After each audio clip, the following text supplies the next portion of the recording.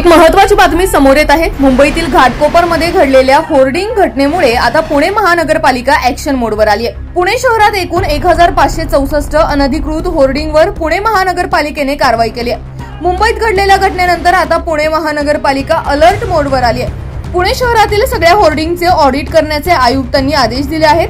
शहरात एकूण 2500 होर्डिंग्ज असल्याची पुणे महानगरपालिका आयुक्त यांनी नुकतीच माहिती दिली आहे। जर अनधिकृत असेल तर त्याचे लायसन्स रद्द करून कारवाई करण्याचे आदेश देखील त्यांनी यावेळी दिले। अनधिकृत होर्डिंग असेल तर गुन्हा देखील दाखल करण्याचे आयुक्तांनी आदेश दिले। एकंदरीतच जर आपण पाहिलं तर पुणे शहरात तब्बल 2598 अनधिकृत होर्डिंग असल्याची धक्कादायक बाब समोर आली आहे। त्यामध्ये एकूण 2300 होर्डिंग ऑडिट झाले असून एकूण 1564 अनधिकृत होर्डिंगवर पुणे महानगरपालिकेने कारवाई करण्यात आली आहे, असे आयुक्तांनी सांगितले। या संदर्भात पुणे महानगरपालिकेचे आयुक्त राजेंद्र भोसले यांनी पत्रकार परिषद घेऊन अधिक माहिती दिली आहे। पाहूया। त्यामध्ये एकंदरीत साधारणतः 2500 पर्यंत होर्डिंग्ज आहेत आणि त्याच्या स्ट्रक्चरल स्टेबिलिटी करता मी असिस्टंट कमिशनर आणि डीएमसीना निर्देश दिलेले आहेत की त्याचं स्ट्रक्चरल ऑडिट करून घ्या।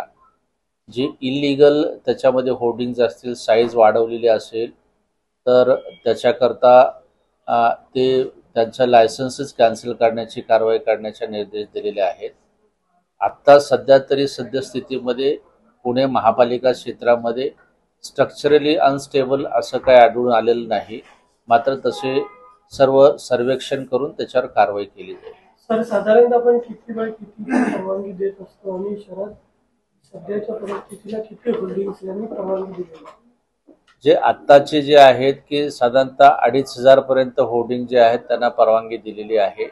जे माननीय उच्च न्यायालयाच्या आदेशानुसार हे स्काय साईनचे जे आहेत ह्या पॉवर्स असिस्टंट कमिशनर आणि डीएमसी कडे दिलेले आहेत, त्यांचा रिव्ह्यू घ्यायचं चाललेलं आहे आणि कुठलंही अनधिकृत होर्डिंग जे आहे ते पुणे महापालिका क्षेत्रामध्ये राहणार। सर, दंडाची कारवाई काय असणार आहे? यापूर्वी दोनदा घटना अशा घडलेल्या, त्यानंतर काय कारवाई झाली ना आता? त्याच्यामध्ये जे आहे की हा जो आहे की दंड जो आहे तो अनधिकृत असेल तर त्याच्यामध्ये ते काढून टाकणं, त्याच्यावर FIR दाखल करणं आणि जेवढा काही त्यांनी वापर केला असेल त्या वापराचा जो काय टॅक्स आहे, पिनल टॅक्स त्याच्यामध्ये घेतला जाईल। सध्याच्या परिस्थितीला एक जण बोला। सध्याच्या परिस्थितीला काय अनधिकृत होर्डिंग आपल्याला शहरात आढळून आलेत का, किंवा जर आले असतील तर त्यांच्यावर काय कारवाई केली?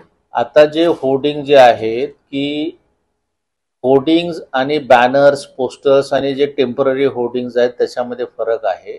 जे कमर्शियल आहेत ते होर्डिंग्ज आहेत, कमर्शियल याच्यामध्ये अनधिकृत काही सापडलेले नाहीत।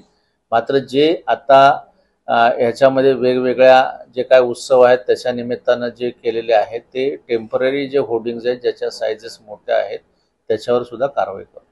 या निवडणुकीच्या प्रचारासाठी अनेक ठिकाणी बॅनर्स लावण्यात आले होते, असे कोणते बॅनर्स आहेत ज्याच्यावर तुम्ही कारवाई केलेली आहे का?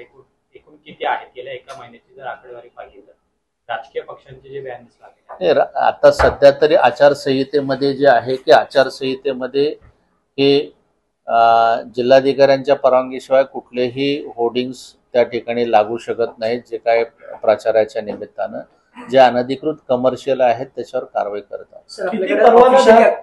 ऑफिशियली आकडेवारी आहे ही जी आकडेवारी आहे ती तुम्हाला मी याच्यामध्ये जे आकडेवारी आहे साधारणतः अधिकृत होर्डिंगची संख्या जी आहे 2598 आहे।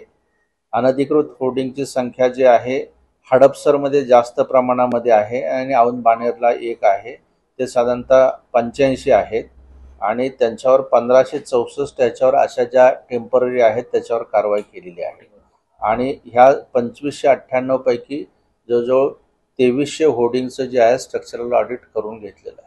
पण सगळ्यात जास्त अनधिकृत कुठल्या भागात आहे? सर्वात जास्त अनधिकृत हडपसर मुंडवा भागामध्ये। काही धोकादायक आढळलेत का?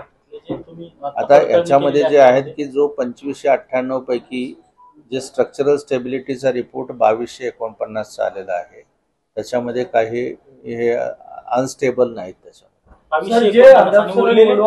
एक जण बोलला तर मला सांगता येईल ना, बसून घ्या। परवाना तुम्ही म्हटलं हडपसर आणि मुंडवामध्ये जास्त आहे, परवाना धारक जे होल्डिंग्स वाले त्यांच्याकडनं अनधिकृत लावण्यात आले का वेगळे नाही, काही- इतर व्यक्ती. पण सर, आता समजा ज्या काही घटना घडल्या त्या शहरी भागात घडल्या, तरी अधिकृत होर्डिंग्स असले, स्ट्रक्चर जरी चांगलं असलं, ते कदाचित असं वाटू शकतं की भविष्यात त्याचाही धोका असेल किंवा काही होऊ शकतं. पण आपल्या इथे जर पेठांचा परिसर बघितला तर तो खूप गजबजलेला आहे. माहिती काही होल्डिंग्स पण तिथे अधिकृत पण आहेत, नाही असं नाहीये, पण ते धोकादायक जर वाटले प्रशासनाला तर ते काढले जातात. त्याच्यामध्ये जे आहे की आम्ही आता त्या पॉलिसी गाईडलाईन्स आम्ही रिवाईज करतो आहोत. त्या पॉलिसी गाईडलाईन्समध्ये जे आहे की 1/1 आहे, सँडविच आहे, आणि ज्या कंजेस्टेड एरियामध्ये आहेत त्याच्याकरताचं आम्ही धोरण वेगळं. काल मुंबई येथे घाटकोपरला प्रचंड मोठी दुर्घटना घडली. एक अनाधिकृत होल्डिंग पेट्रोल पंपावर पडलं आणि त्याच्यामध्ये आतापर्यंत 14 ठार, 43 जणांवर उपचार सुरू आहेत हॉस्पिटलमध्ये आणि 34 जणांना सोडलंय. परंतु हे पुण्यामध्ये सुद्धा काही भागांमध्ये असे अनाधिकृत होल्डिंग लावलेले आहेत. त्या होल्डिंगवर तात्काळ महापालिकेने कारवाई केली पाहिजे. खरं तर नियमानुसार 40x40 ची होल्डिंग लावावी लागते, तर हे होर्डिंग कमीत कमी 50x50, 50x70 त्या अशा अनाधिकृत होल्डिंग आहेत. ह्याच्यामध्ये महापालिका ह्या बेकायदेशीर होल्डिंग लावणाऱ्यांवरती कारवाई का करत नाही? ह्यांचं महापालिकेचं साठलोट आहे का? त्यामुळे महापालिकेची सुद्धा शासनाने चौकशी करून त्यांच्यावर आणि बेकायदेशीर अनाधिकृत होल्डिंग लावणाऱ्यांवरती कारवाई करावी आणि त्याच्यापासून पुण्यामध्ये सुद्धा हा भयानक प्रकार सुरू आहे. पुणेकरांना ह्याच्यातून सुटका द्यावी. असे भयानक प्रकार घडायला लागलेले आहेत आणि जे काल मुंबई घाटकोपर येथे 14 जणांचा मृत्यू झालेला आहे त्यांना मी मनापासून भावपूर्ण श्रद्धांजली वाहतो.